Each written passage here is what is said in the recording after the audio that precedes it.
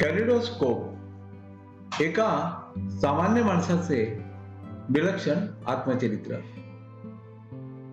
लेखक आणि सादरकर्ते राजीव शांताराम थत्ते.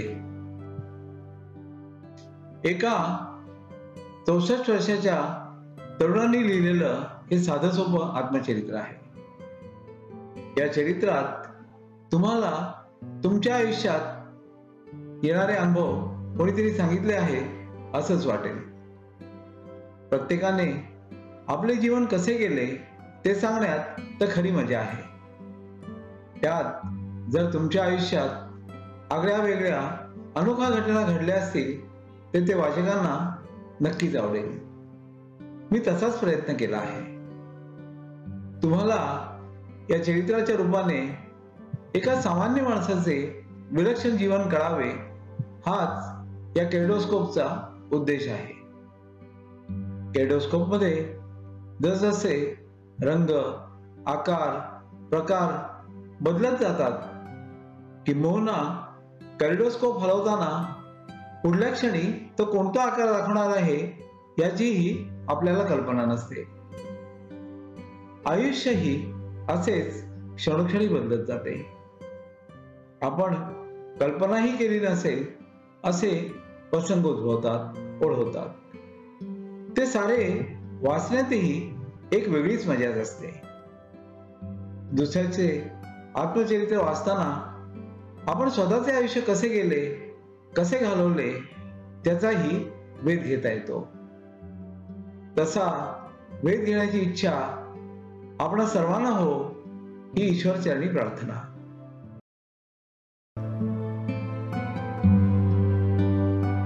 माझ्या जीवनाबद्दल मला काय वाटतं?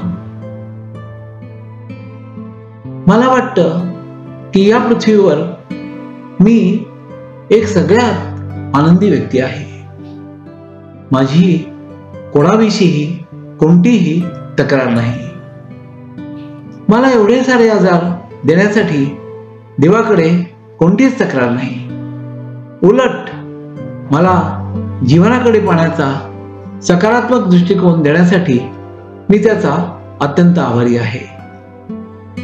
हल्ली मी सामाजिक कार्यात व्यस्त राहतो. गेली 3 वर्ष मी YouTube आणि फेसबुक साईट mumbaiDinank.com चालवतो.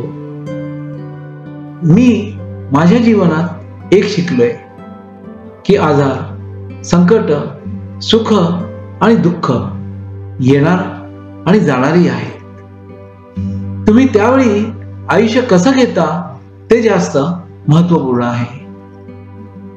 ज्या प्रमुख सर्जरींमधून मी गेलो त्यातल्या एकाच्याच त्रासाने कधी कधी पेशंट थोडेसे घाबरून जातात, पण त्यातून काहीच साध्य होत नाही. लहानपणापासून मला वाटत आलंय की आजचा दिवस सगळ्यात आनंददायी दिवस आहे.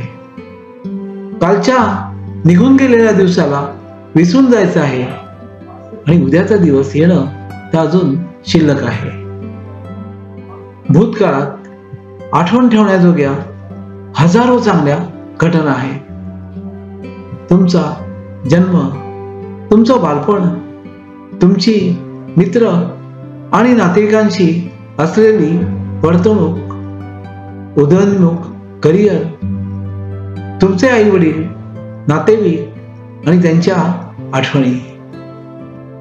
एक लांब लचक यादी जी कल्पनाशक्तीच्याही पलीकडे आहे.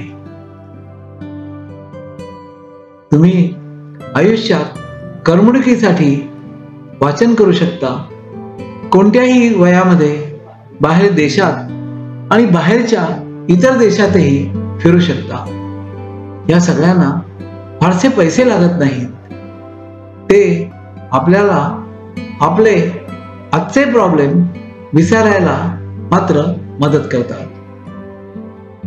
मग ते तुमचे प्रॉब्लेम आर्थिक असोत, वैयक्तिक असोत, संसारी जीवन असो, मुलं असोत, आसपासचं राजकारण असो, ऑफिस किंवा शासकीय प्रॉब्लेम्स असोत आणि या जगातील कितीतरी गोष्टीही तशाच असतील.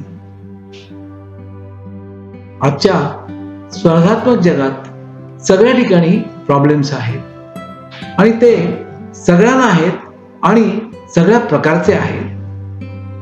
पण काही लोक प्रसन्न चित्त वृत्तीमध्ये राहतात. त्यांना जीवनात मिळाल्यापेक्षा अतिरिक्त काहीच नको असतं. त्यांच्या जीवनाचं रहस्य काय आहे? एका संस्कृतकावर माझा पूर्ण विश्वास आहे.